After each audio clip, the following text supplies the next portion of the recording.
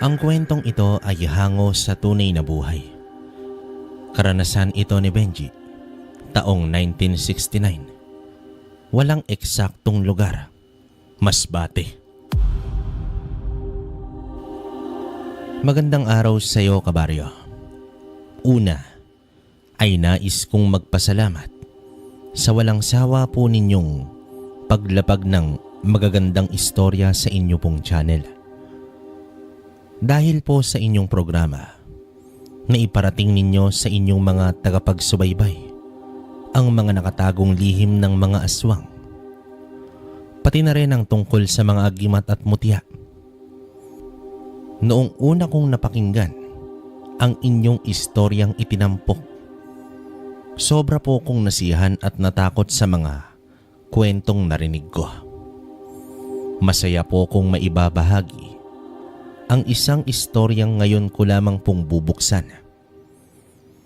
Ito ay dahil marami po sa atin ang may malawak na hangaring magkaroon ng ganitong klaseng mutya na siyang panlaban sa mga aswang na kampon ng kadiliman.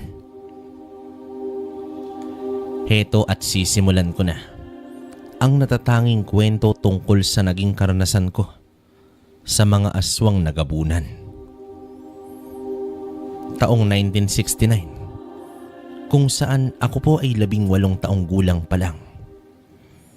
Ako nga po pala ulit si Benji, taga San Vicente, Masbate. Dito na ako lumaki buhat nang ako ay iwan sa poder ng aking amang si Mang Rodelo.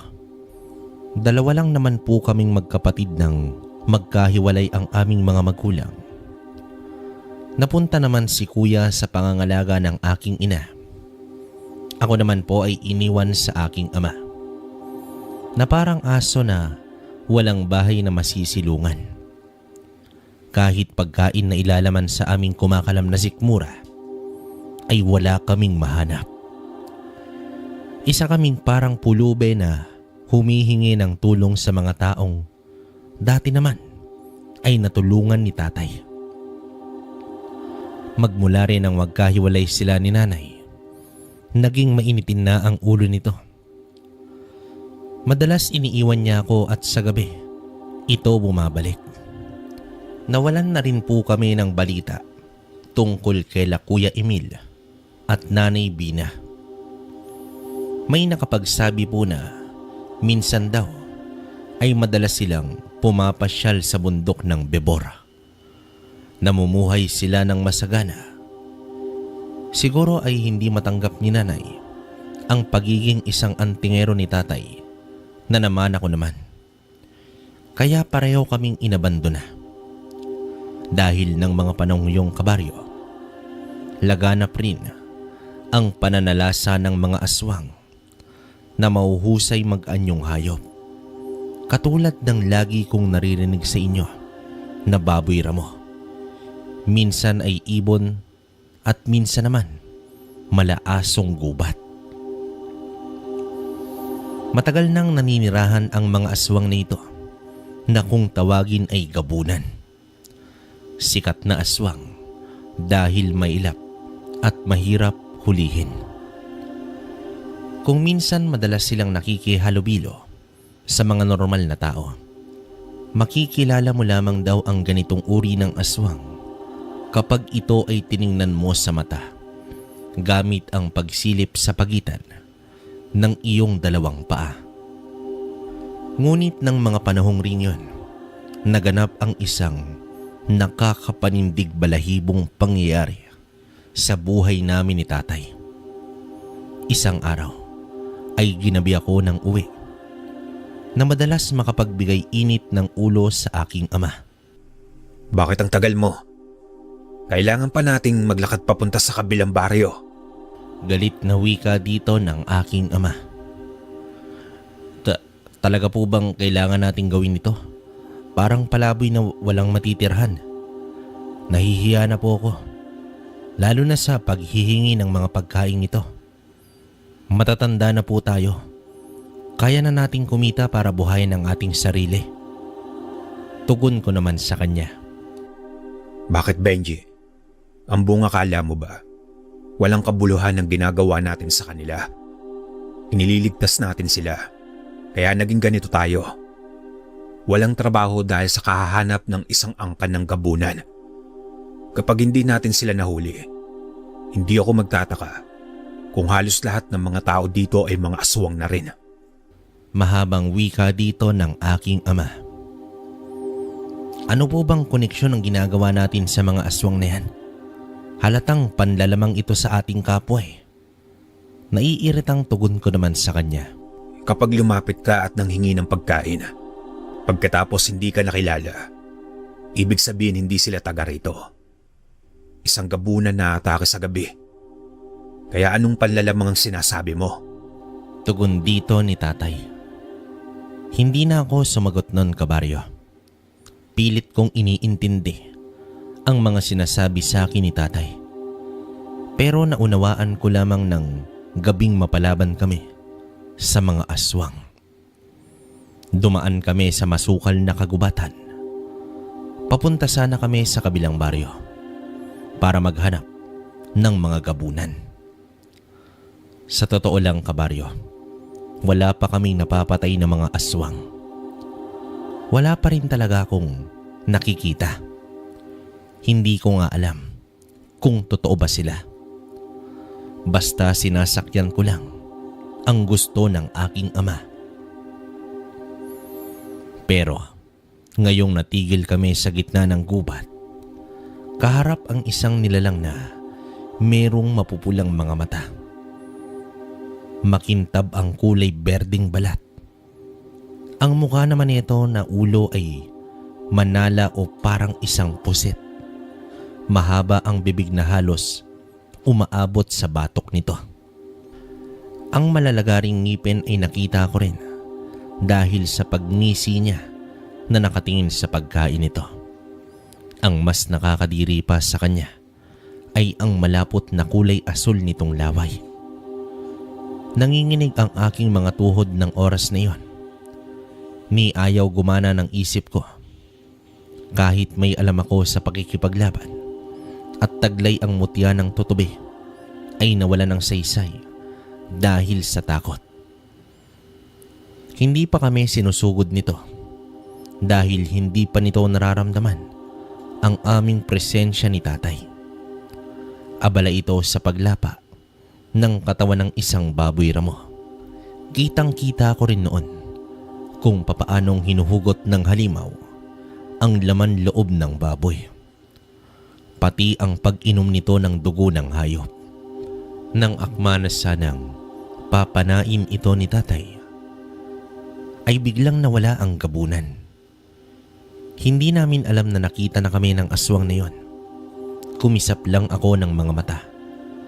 Nakita kong nasa harapan ko na ito. Naramdaman ko ang pagkagat nito sa balikat ko. Masakit na parang pinupunit ang laman ko.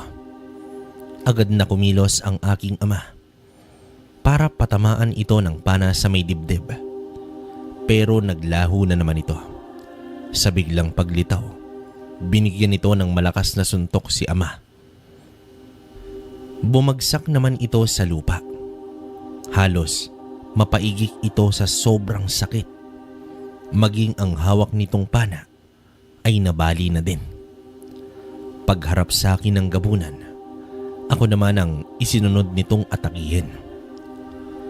Dahil sa umaagos na dugo sa aking katawan, kaya naman lalo itong nagwala. Tumakbo ka na, Benji, anak.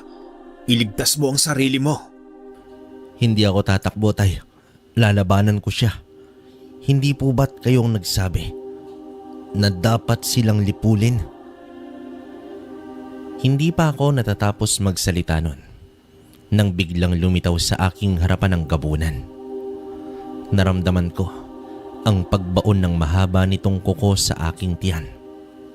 Kahit anong gawin kong pagmamatigas para labanan ang halimaw na yon, ay kusang bumibigay ang aking katawan. Nakikita ko namang pilit na gumagapang ang aking ama papalapit sa akin. Pero maging ito ay hindi na makatayo pa. Malalim ang naging sugat nito sa likod dahil sa tumamang kahoy sa katawan nito.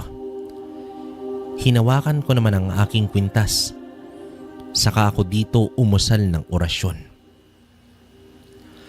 Pagkasambit ko sa orasyon na yon, ay nakita ko ang biglang pagliwanag ng aking suot na mutya. Napataklob ito sa sariling mga mata. Sinamantala ko ang pagkakataon. Mabilis kong dinampot ang hawak ni tatay na pana. Ubod lakas kong hinila ang taling may bala ng palaso. Sa pagbitiw ko ng armas ay tumama iyon sa dibdib ng halimaw. At kahit maglaho ito sa aking paningin, ang naging palatandaan ko para malaman kung nasan siya nagtatago ay dahil hindi nito kayang isama ang palaso sa paglaho. Nagkaroon din ako ng dahilan para gamitin ang mutya na ang kakayahan ay makita ang mga nilalang na biglang nawawala o gumagamit ng matinding sabulag. Tay, tumayo na po kayo. Baka po marami ang mga nakaabang na halimaw sa gubat na ito. Tugon ko noon sa aking ama. Lintik na yan.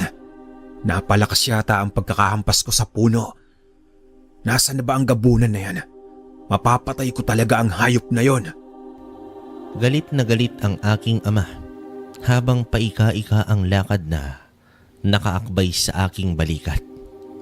Palinga-linga naman ako sa paligid dahil alam kong kahit may tama ang aswang ay magagawa pa rin itong atakihin kami patalikod. Kaya lang, ang naiwang palaso sa dibdib nito ay sapat na para magpahirap dito ng lubusan.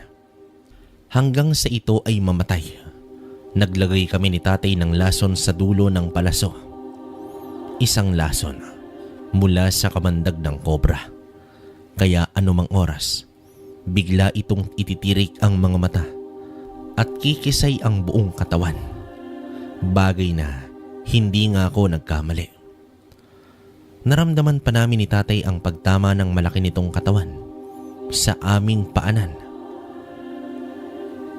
Sa bigla nitong paglitaw sa aming harapan ay matigas na ang katawan nito. Nakatirik ang mga mata at bumubula ang bibig. Nilampasan namin ng lakad ang wala ng buhay na gabunan. Hindi naman namin alam na iyon pala ang isang malaking pagkakamali na aming nagawa. Dapat sinunog namin ang katawan at hindi namin bastang iniwan dahil nakita iyon ng ama ng gabunan. Dala ng matinding galit ng pinuno ng aswang, ang lahat ng karatig baryo ay nakatikim sa mabagsik na ganti ng amang nawalan ng isang anak.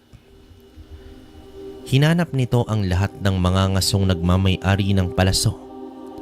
Pero dahil nasa kabilang baryo kami ni tatay, hindi namin nalaman ang mapait na sinapit ng aming kanayon.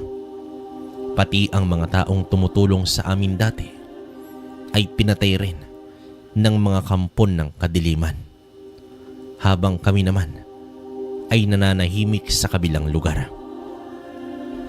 Ano po kayang klase ang lugar na ito, tay? Parang bihira ang tao. Ano kaya ang ibig sabihin ng mga marka nila sa labas ng kanilang mga pintuan? Usisa ako noon sa aking ama. Isa iyang palatandaan ng pagiging sagradong pintuan laban sa mga aswang na gabunan. Ang hugis bilog na kulay puting pintura at may 3 tuldok na kulay pula sa gitna ay indikasyong nakikisama sila sa mga gabunan. Sa palagay ko, dito na muna tayo mamamalagi. Walang bahay tayong matutuluyan. Dito na naman po tayo matutulog sa mga bakanting bahay na walang nakatira. Ano bang inirereklamo mo? Kung ayaw mo, pwede mo naman akong iwanan dito. Kung minsan, mas maganda na yung palaboy kaysa may bahay ka nga. Hindi naman kumpleto ang pamilya.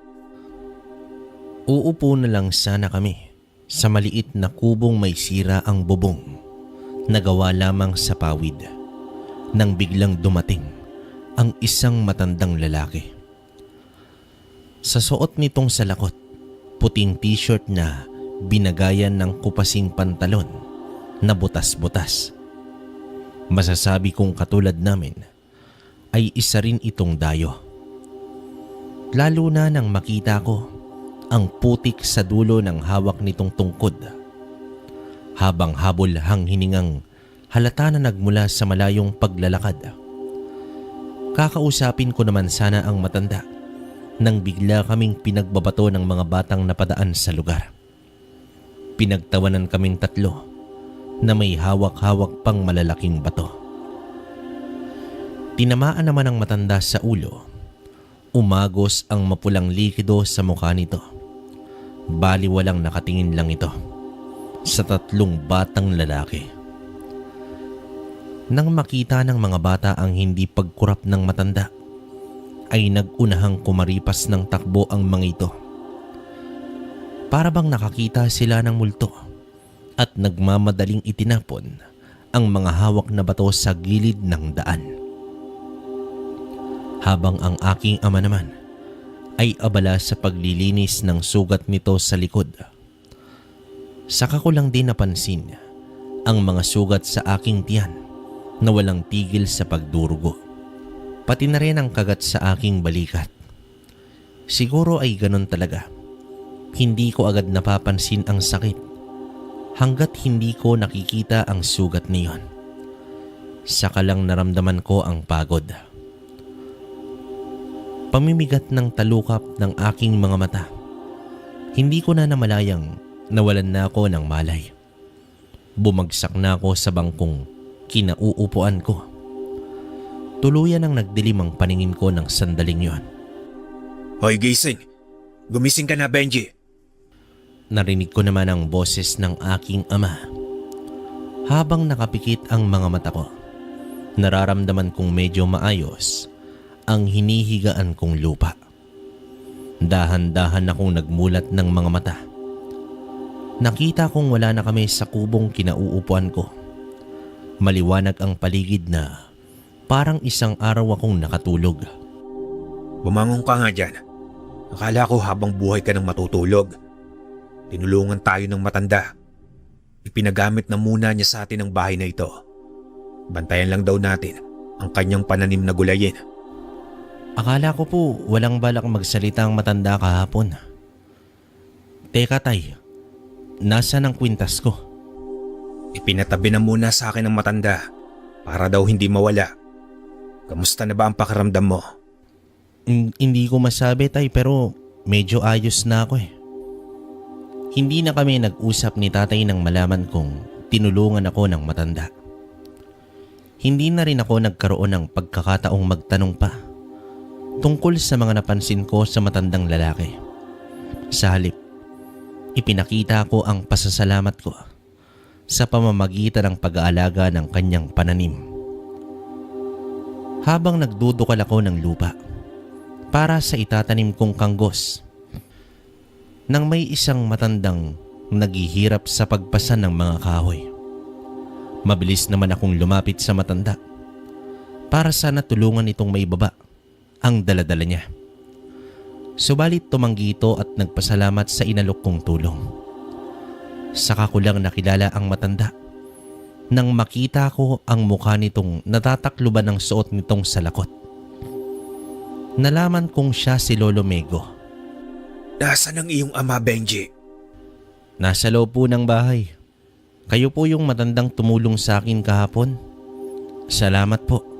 Ang totoo ay kayo ang sadya ko. Ikakasal ang anak ko. Pero walang gustong tumulong sa akin para sana magtago ng paggaganapan ng kasal. Hindi naman libre ito. Babayaran ko kayo sa paggawa. Naramdaman ko namang lumapit sa amin si tatay. Madali namang pumayag ang aking ama sa naging alok ni Lolo Mego.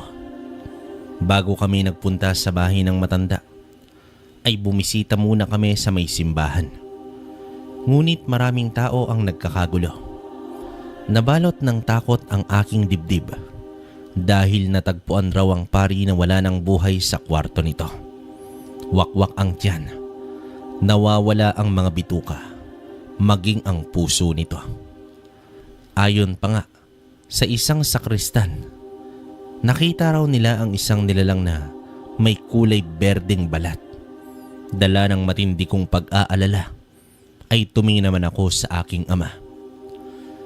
Kung ganoon ay nasundan na kami ng pamilya ng aswang ng gabunan.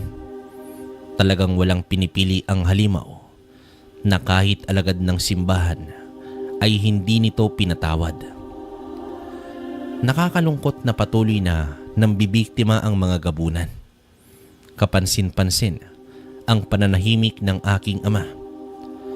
Magmula kasi nang iniwan kami ng aking ina at kapatid, hindi na ito madalas magsalita pa. Kahit may mga bagay na gusto itong sabihin, pero kapag kaharap ako, malakas ang boses nito at palaging galit. Nakita ko na lang na kinuha niya ang natitirang banal na tubig. Ibinuhos niya yon sa dala niyang kwintas. Ayon kasi sa pagkakaalam ko, mabisang pagpapatibay ng mutya ang banal na tubig. Pero nagagamit lang naman ito kapag kaharap ang gabunan. Para kapag nawala ang aswang na ito, ay mahanap pa rin siya ng mutya ng tutubi. Mabisang pangontra iyon sa aswang. At sa sandaling tamaan raw iyon ng sikat ng araw, kaya raw nito malusaw ang mga gabunan. Kahit nagkukubli ito sa kadiliman, kusa itong magpapakita para mamatay. Ngunit hindi naman ako naniniwala sa ganitong mutya. Dasal at pananampalataya lang sa Panginoon ang pinanghahawakan ko. Pilit ko pa rin binabaliwala ang bisa ng mutya ng tutubi. Malayo-layo rin ang aming nilakad ni tatay bago naming narating ang bahay ng matanda. Halos 2 oras kaming naglakad patungong dulo ng bundok. Naabutan namin na marami na ang tao at abala sa paggawa ng mga lamesa. Taliwas sa sinabi nitong wala raw na tulong sa kanyang gumawa ng tolda para sa kasal. Yari ang kubo sa tinapyas na palapa ng niyog, saka hinabi sa kaakit-akit na disenyo. Sinalubong naman agad kami ng masayang mukha ni Lolo Mego. Isa lang ang napansin ko. Lahat sila ay nakakwintas na bilog na batong itim. Kung sa bagay, bago kasi iyon ay nalaman namin ni tatay na isang antingero daw ang matanda. Ganoon rin ang mga taong nasa handaan. Hindi ko naman talaga silang kilala. Magaan lang talaga ang loob ko sa matanda dahil sa naging tulong nito sa akin. Nakita ko rin ang ikakasal na nakangiting sumalubong sa amin ni tatay. Sobrang ganda niya, kabaryo. Bumagay sa kanya ang pangalang Adelina. Ang mapapangasawa naman nito ay si Ruel. Makisig at matikas rin ang pangangatawan. Nalaman kong isang pamilya lang sila. Walang ibang taong nakalahok maliban sa aming 2 mag-ama.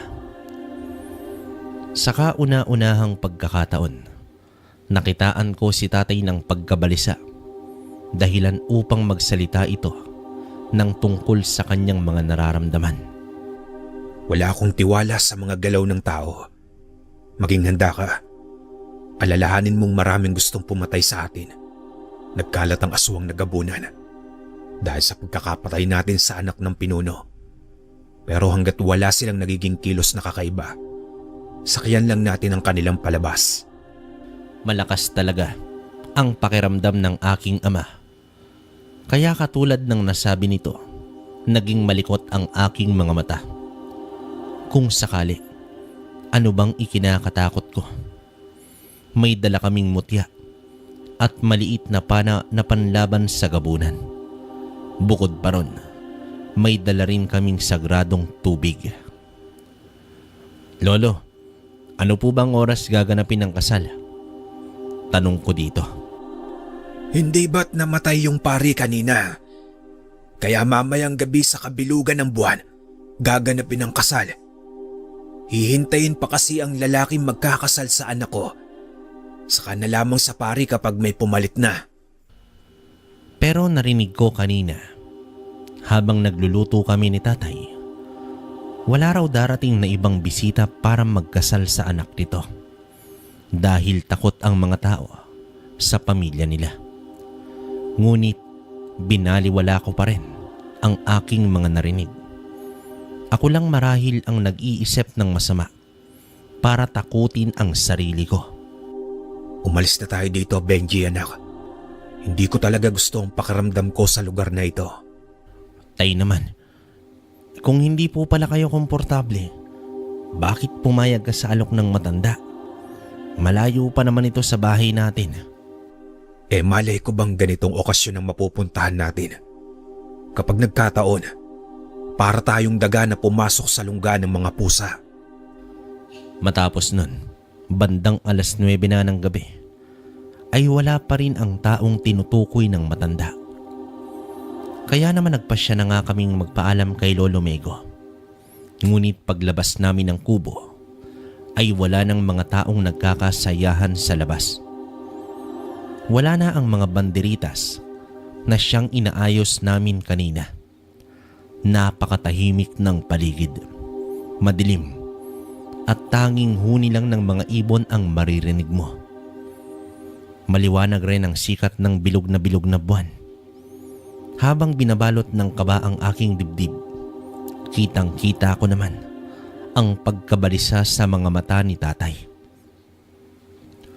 Namumutla ang mukha nito na parang masyadong nag-aalala. Hindi naman ganito si tatay. Madalas pa nga ay ito pa ang pumupunta sa kuta ng mga aswang. Napahawak naman ako sa kamay niya at walang kaabog-abog na mabilis naming nilisan ang lugar na iyon. Tinakbo naming mabilis ang daan patungo sa aming tahanan. Bakas sa bawat paghinga namin ang labis na takot. Lalo na nang maramdamang namin na may sumusunod sa aming mga nilalang na nagtatago sa kakawyan. Wala rin si Lolo Mego, maging si Adelina. Lahat ay kakaiba ng gabing yon. Tay, bilisan mo ang takbo. Diyos ko, ano bang nangyayari? Hindi ko maipaliwanag ang nararamdaman kong takot. Dahil naman sa pagmamadali naming tumakbo, natapon rin ang dala kong banal na tubig. Halos manginig ang buo kong katawan nang bumagsak sa harapan namin ang isang malaking aswang na gabunan. May tangan pa itong mata. Sa kabilang kamay ay nakakalawit ang laman loob ng tao. Tumutulo ang malapot na dugo sa kamay na nagpalitaw sa mabahong singaw ng paligid. Nakakasulasok na amoy na sumasama sa hangin. Nagmukha itong si Lolo Mego. Nakangiting nilunok ang mata galing sa kung sino mang nabiktima nito. Bakit daw kami tumatakbo at umalis ng walang paalam? Hindi ko naman malaman ang aking gagawin dahil natitiyak kong nasa paligid lang ang mga kasama nito. Hindi pala kasal ang pinuntahan namin, kundi pagtitipon ng isang angkan ng mga aswang na gabunan. At kami ang handa ng gabing yon. Ang masaklap pa, akala namin anak talaga nito si Adelina. Yun pala ay alay sa kanilang lahi. Nakilala ko ang matang kinakain ng aswang ng matanda. Halos masuka ko. Lalo na si tatay na natutulala na. Nakita rin nito ang katawan ni Adelina na nakahandusay sa may damuhan. Butas ang mga mata, wakwak ang tiyan, nakalawit ang dila, at bakas sa muka ang matinding paghihirap na dinanas nito. Maya-maya pa ay dumating si Roel na anak ng matanda. Bigla itong nagpalit ng anyo sa aming harapan. Isang kulay ubeng gabunan. Mabahong nakakasuka ang amoy at nakakadiri ang ngipin na may nakasabit pang laman ng tao. Bigla pa itong nagsalita. Pinatay ninyo ang kapatid ko. Sa wakas nahuli ko rin kayo. Nasaan ang tapang ninyo? Wika dito ni Ruel. Lumabas kayo mga kasama. Patayin ang salaring nanakit sa ating angkan. Sambit naman dito ni Lolo Mego. Napatras kami ni tatay. Inilabas ko na ang aking pana. Ganoon din ang mutya. Lalo na nang bigla itong maglaho. Kinakailangan kong magsambit ng orasyon para makita ang mga gabunan na nagtatago sa dilim. Si tatay naman ay nakahanda. Ang pana na may kamandag ng kobra. Nagkatinginan kami ni tatay na ang ibig sabihin ay hindi pa ito ang tamang panahon para lumaban. Tumakbo kami sa lugar na may makikita kaming liwanag na nagmumula sa bilog ng buwan. Sinikap naming makalayo sa lugar na iyon. Hindi naman kami tumigil sa pagtakbo. Hanggang sa tuluyan na nga kaming makatakas. Ipinamalita namin ang aming mga nakita ng gabing yon. Lahat sila ay binalot ng takot para sa kanilang mga buhay. Maswerte naming natakasan ang mga gabunan.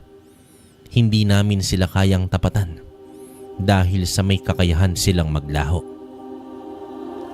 Akala ko hanggang doon lang ang takot na idinulot sa amin ni Lolo Mego.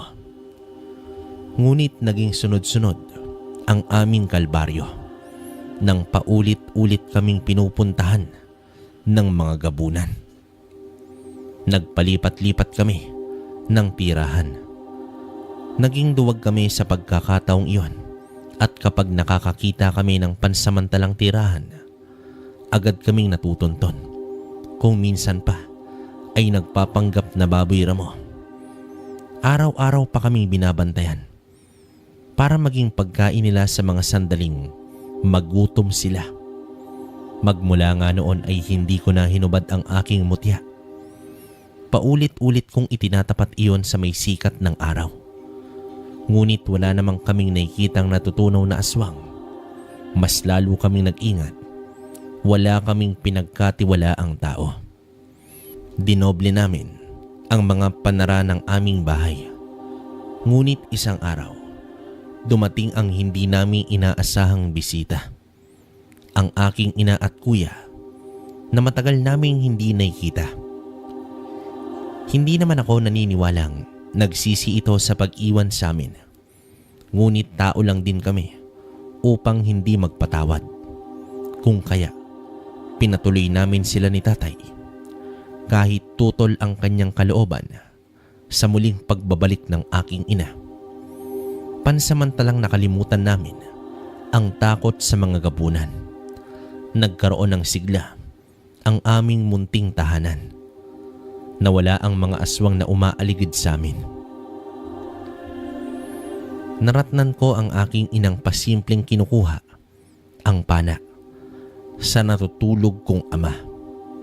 Hating gabi na yon, habang sa tabi naman ito ay ang aking kapatid.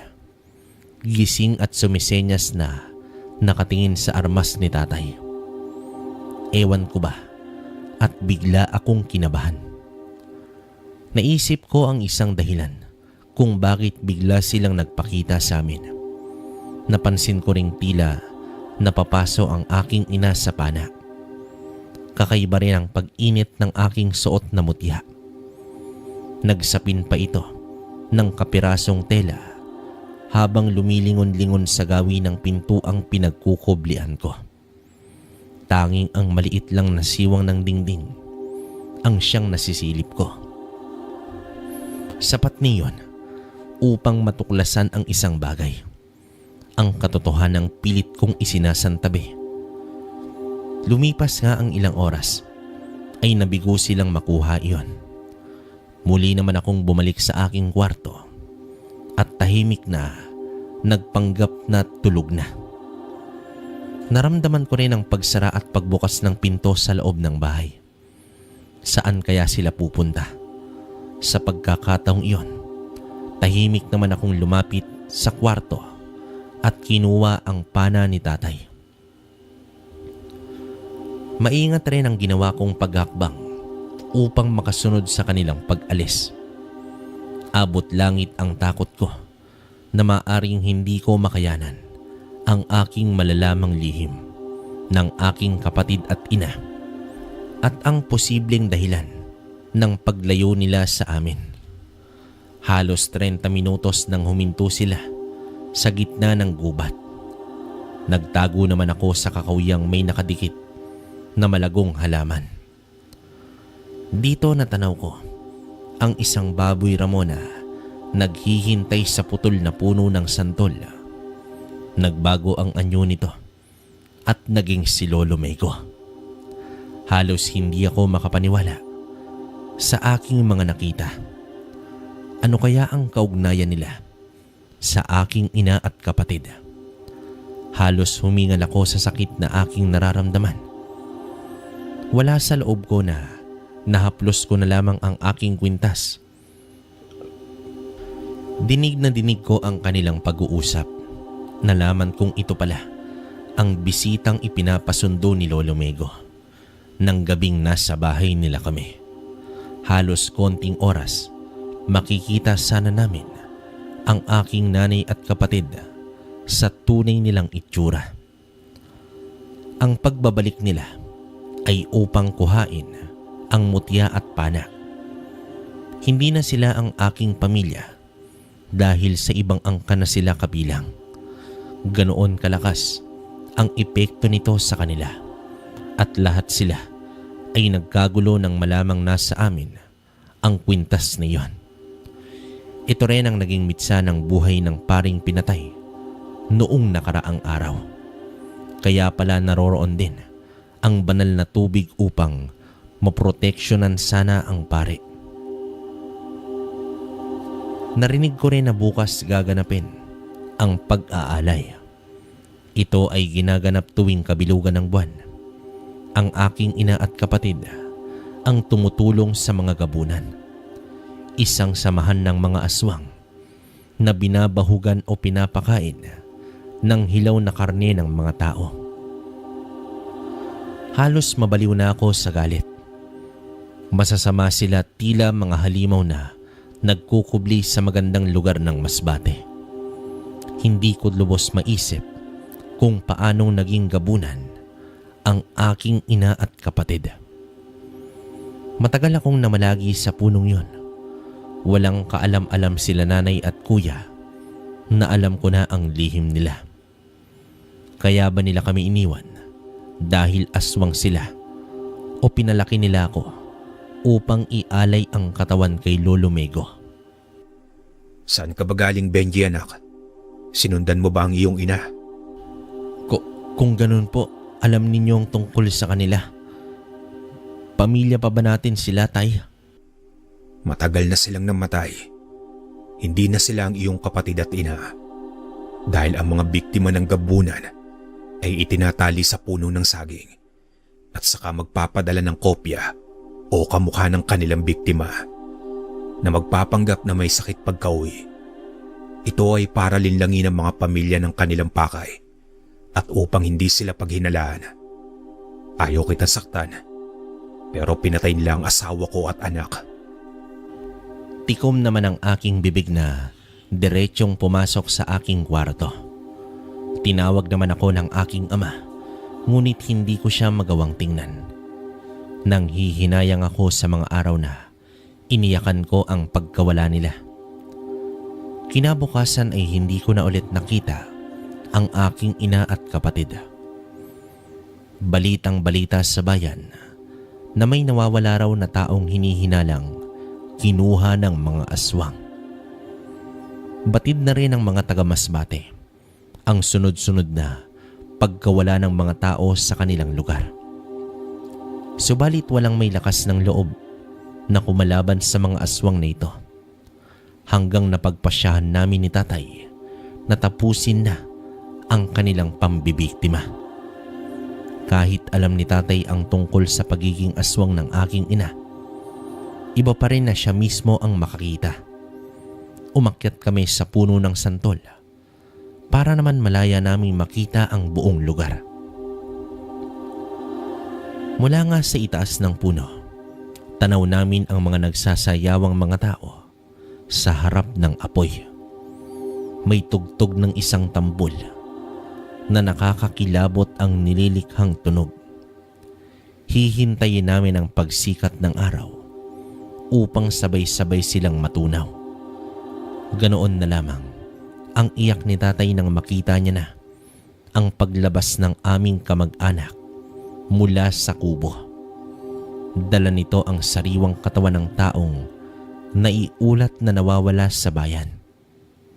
Ngunit nagkagulo nang dumating ang ama ng biktima. Dahil higit 10 ang bilang ng aswang nagabunan. Natalo ang matanda at ginawang hapunan ng mga halimaw. Kitang-kita ko kung papaano nila kinain ang laman loob nito. Habang lumalabas ang dugo sa bibig at ilong ng matanda, gumagalaw pa ito nang dukutin ang puso. Sa kanilang takan iyon nang nag-aagawang angkan ng gabunan. Habang si Rowel naman ay nakasubsob sa bahaging tiyan ng kaawa-awang biktima. Pagkatapos nilang kumain, ay tila walang nangyari at nagpatuloy sila sa kanilang pagsasayaw. Parang tinatambol ang aming puso nang makita namin ang paghawi ng ulap at lumiwanag ang paligid. Lumakas ang mga hiyawan ng labis na tuwa. Lahat sila nakatingala na tila sinasamba ang buwan. Hanggang lumitaw na ang tunay nilang mga itsura bilang isang gabunan. Mahaba ang mga kuko at nagmimistulang humahaba ang kanilang mga pangil sa bibig. Ang masaklap pa nun, tumatalas ang kanilang pang-amoy na anumang oras ay matutunton ang aming kinaroroonang mag-ama. Ngunit kailangan naming magbuwis ng buhay upang hindi na sila makapangbiktima. Halos mahulog naman kami ni tatay sa itaas ng puno nang lahat sila ay napatingin sa gawi namin. Pinagtatawanan ang aming itsura habang ang iba ay napapalukso pa. Sagana raw sila sa pagkain. Ang hindi nila alam, ang punong aming pinagkukublian ay balot ng bawang at asin. Hindi sila makakalapit at hindi rin kami maaakyat. At kapag sumikat na nga ang araw, doon ko mismo itataas ang mutya ng tutubi para mapuksa silang lahat. Nakahanda rin ang pana ni tatay. Wala itong tigil sa pagpapaulan ng palaso. Wala silang kaalam-alam sa aming mga plano. Hindi rin nila alam na ang bisa ng aking mutya ay kahit malayo sila, hihilahin ang mga aswang nagabunan patungo sa tapat ng sinag ng araw na parang mga wala sa kanilang sarili. Galit na galit naman si Lolo Mego nang panain namin ang pamilya nito. Bawat tamaan ng palaso, umuusok ang katawan. Sa isang kisap mata ay naging isang itim na ibon ito patungo naman sa aming kinaroroonan. Habang si nanay at kuya ay isa namang kulay ubing gabunan. Nakapagtatakang wala akong minanang ganoong lahi sa kanila. Hindi kaya hindi ako totoong anak ng aking ina. Tinamaan ako ng tuka ng ibon. Bigla na itong nagsagabunan nang muntik akong mahulog sa lupa. Umibabaw naman ang sigaw ni tatay nang makitang nagpalambitin ako sa sanga ng kahoy. Takot na takot ako nang muntik akong sumayad sa lupa. At dahil suot ko ang kwintas, lahat sila ay hindi makalapit. Tandang-tanda ko ang kanilang itsura, kaya hanggang ngayon hindi ko magawang makalimutan ang gabing nakaharap ko sila. Mag-iingat ka, Benji anak. Konting taste na lang. Opo, itay. Kumapit lang po kayo ng mabuti Tila napakahaba ng gabi ng mga oras na yon at kay tagal sumilip ng araw. Hanggang lahat ng mga aswang ay nasa aking harapan. Hanggang biglang nagsalita ang aking ina. Tama lang daw na hindi ako inalagaan dahil suwail daw akong anak at hindi raw ako marunong tumanaw ng utang na loob. Walang pagmamahal kundi pagkahayok sa laman ng aking katawan. Doon ko lang napagtanto, hindi niya ako tunay na anak. Sinabi rin ni nanay na hindi ko tunay na kapatid si Kuya Emil. Halos hindi ako makapagsalita sa aking nalaman. Sumikat na ang araw nun. Nagawa naming libangin ang mga gabunan sa aming palabas ni tatay. Hindi kami nagdalawang isip na itapat ang mutya sa sikat ng araw. Doon ay kitang-kita ko ang unti-unting pagkalusaw ng kanilang mga katawan. Si Lolo Mego na sinusubukan pang sumugod sa amin ay hindi na rin ito nagawa pa. Tila napapasong natunaw sila hanggang maging isang abo. Nang kumalat na ang liwanag sa paligid, tumambad sa amin ang nagkalat na katawan ng gabunan. Pati ang mga palaso na tumama sa katawan ng mga aswang. Sa wakas ay nagapi namin ang buong angkan ng gabunan. Saka ko lamang pinalandas ang mga luhang kanina ko pa pinipigilan. Para kaming nanonood ng pelikula dahil hindi namin akalaing mararanasan namin ito. Magmula noon, kabaryo, hindi na nagkaroon pa ng biktima ang mga gabunan.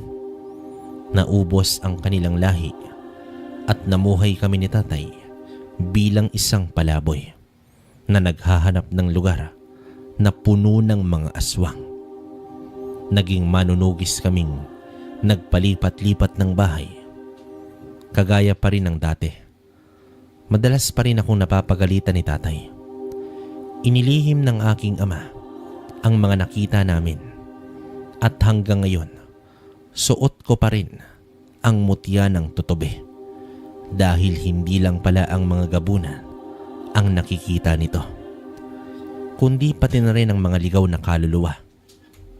Sa kasalukuyan ay meron na po akong 5 anak at 5 apo. Ang tatay ko naman ay pumanaw na noong nakaraang Pasko. 70 taong gulang po ako ngayon na nakahiligang makinig sa kwento ninyo. Marami pong salamat sa pagtanggap ng aking liham. Nawa ay magsilbing aral ito na bukod sa mga mutya ay may mas malakas tayong anting-anting. Iyon ay ang pananampalataya natin sa mahal na Diyos. Mga kabaryo, hanggang dito na lang ang kwento natin ngayong araw. Hanggang sa susunod na kwento. Salamat.